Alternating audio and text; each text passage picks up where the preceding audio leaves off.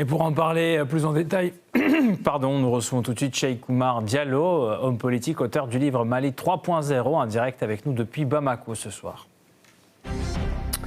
Monsieur Diallo, bonsoir à vous. Bonsoir à vous. Alors, une intervention militaire américaine au Mali vous paraît-elle réellement probable ?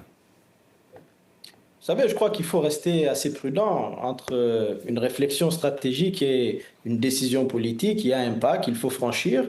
Actuellement, je pense qu'il ne faut ni dramatiser, ni surévaluer la situation, mais il faut remettre les choses en perspective. Je crois que Washington avait au départ entrepris une démarche qui avait été très mal perçue. Je me souviens notamment du commandement central pour l'Afrique, dont le chef avait tenu des propos et des déclarations qui avaient froissé les populations en elles-mêmes et aussi les dirigeants. Et progressivement, on l'a vu avec Nick Checker et d'autres acteurs de l'administration de Donald Trump revenir à une manière d'approcher les pays du Sahel beaucoup plus pragmatique et beaucoup plus réaliste. Alors, je pense aussi que Washington est dans un calcul. Effectivement, il y a la présence de nos partenaires russes qui est un facteur majeur dans la prise de décision américaine dans le Sahel et plus généralement en Afrique de l'Ouest. Et je crois qu'aujourd'hui, il y a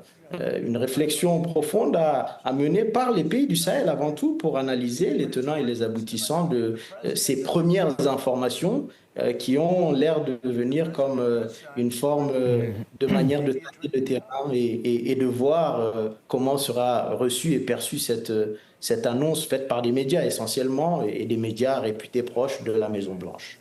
Sous quelle forme une intervention américaine pourrait-elle avoir lieu selon vous ? Est-ce qu'elle s'accompagnera d'une pression sur le gouvernement, sur Bamako, comme on l'a déjà observé au Nigeria par exemple ?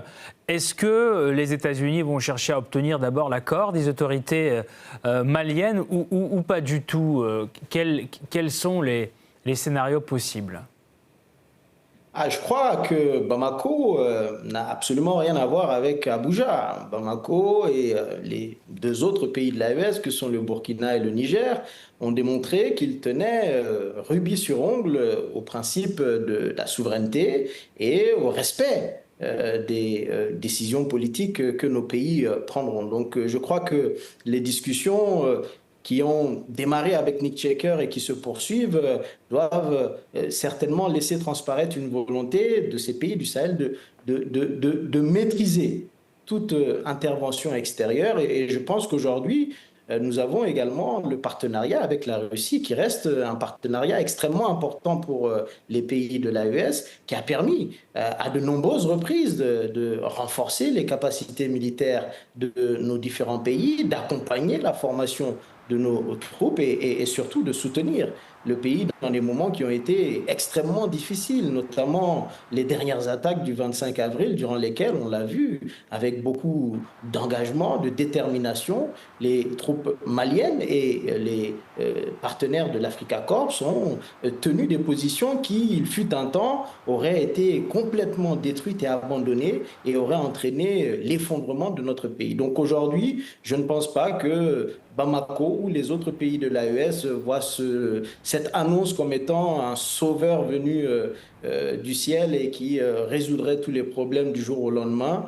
Il y a une approche beaucoup plus pragmatique de la part des pays de l'AES, une approche pragmatique qui, pour moi, doit amener à des discussions. Et si Washington décidait quand même d'outrepasser la souveraineté de nos pays pour entreprendre des actions militaires sans aucune forme de consultation, je reste convaincu que cela entraînerait des conséquences diplomatiques majeures.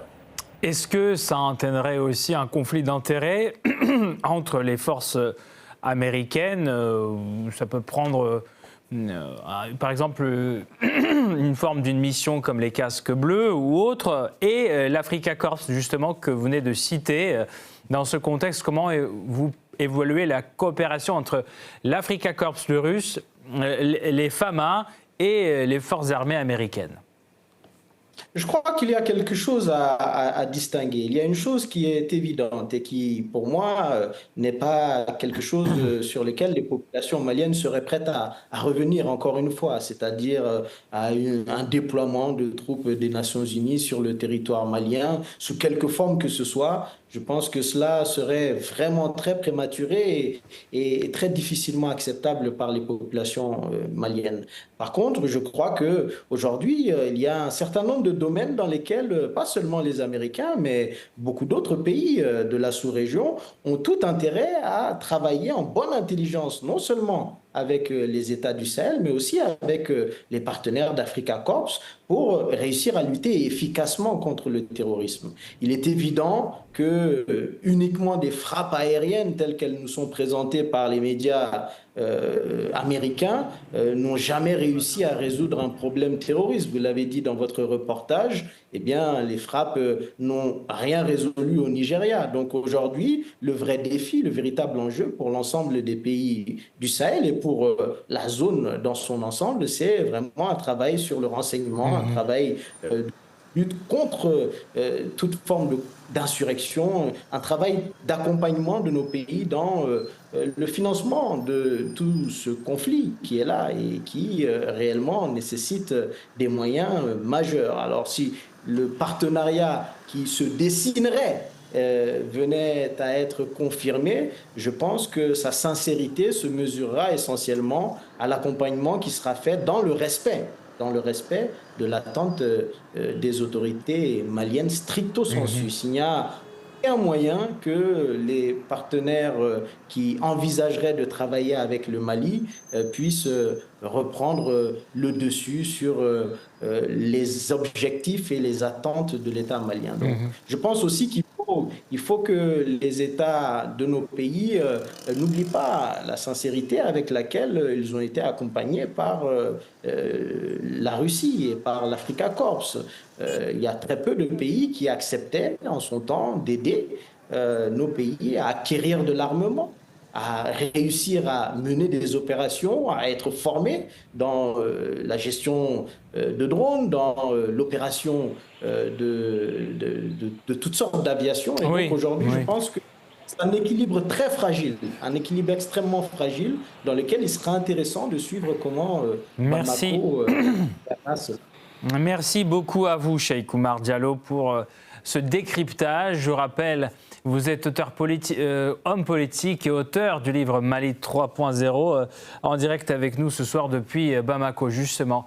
Merci encore pour cette analyse. Merci.